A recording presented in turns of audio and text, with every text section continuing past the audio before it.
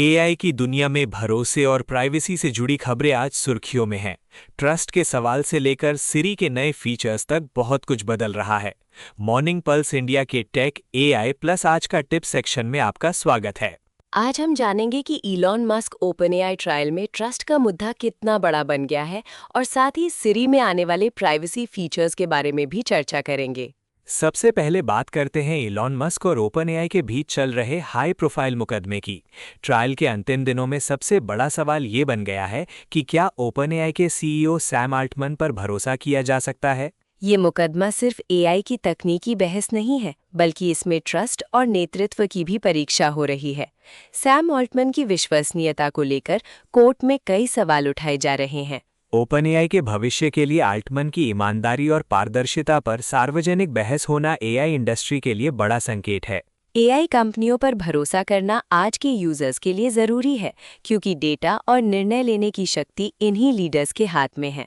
अगर कोर्ट में अल्टमन की विश्वसनीयता पर सवाल उठते हैं तो इससे ओपनएआई की छवि और पूरे एआई उद्योग की पारदर्शिता पर असर पड़ सकता है। क्या ये मुकदमा भविष्य में एआई कंपनियों के लिए गवर्नेंस और ट्रांसपेरेंसी के नए मानक तय कर सकता है? एआई के बढ़ते इस्तेमाल के साथ ही ट्रस्ट, एथिक्स और पारदर्शिता के सवाल भी और तेज हो गए हैं। सैम अल्टमन के फैसलों का असर सिर्फ ओपनएआई तक सीमित नहीं रहेगा, बल्कि पूरी इंडस्ट्री पर दिखेगा। अब चलते हैं एप्पल की तरफ, जहां सिरी में बड़ा प्राइवेसी फीचर आ रहा है।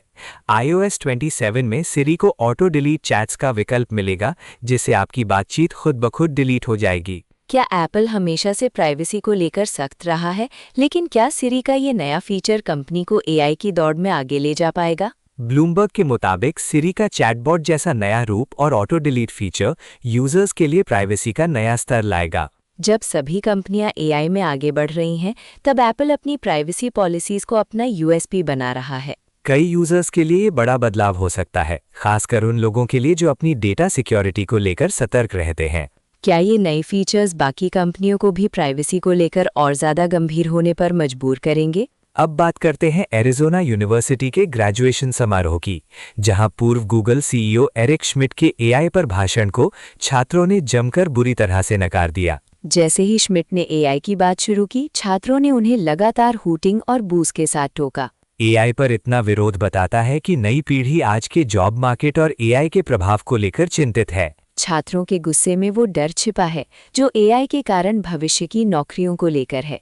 एआई के आने से जॉब मार्केट में बदलाव होना तय है, पर इस बदलाव को लेकर डर और असमंजस की लगातार बढ़ रहा है। क्या एआई पर पॉजिटिव बातें असल में छात्रों को और ज्यादा असहज कर रही हैं? इसी मुद्दे को टेक क्रंच ने अपनी रिपोर्ट में भी उठाया है।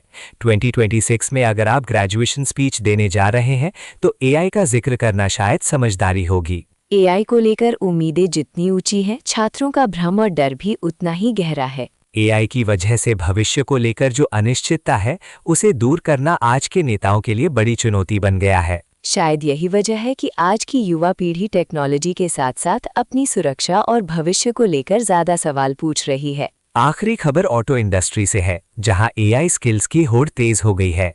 टेक क्रंच मोबिलिटी की रिपोर्ट के मुताबिक ऑटोमोटिव सेक्टर में अब एआई टैलेंट और टेक्नोलॉजी को लेकर नई प्रतिस्पर्धा शुरू हो गई है। वाहन कंपनियां अब एआई को लेकर इतने आगे क्यों बढ़ रही हैं? ट्रांसपोर्टेशन का भविष्य एआई में छिपा है, जिससे ड्राइविंग, सेफ्टी और ऑटोमेशन के नए अवसर खुलेंगे। ऑटोमोबाइल कंपनियों के लिए अब एआई सिर्फ एक विकल्प नहीं, बल्कि इंडस्ट्री में बने रहने के लिए जरूरी कौशल बन गया है। आज के लिए इतना ही। टेक्नोलॉजी और एआई की हर बड़ी खबर के लिए देखना ना भूलें मॉर्निंग पल्स इंडिया का पूरा एपिसोड। एआई और टेक्नोलॉजी से जुड़े सभी अपडेट्स के लिए जुड़े रहें मॉर्निंग पल्स इंडिया के साथ। धन्यवाद।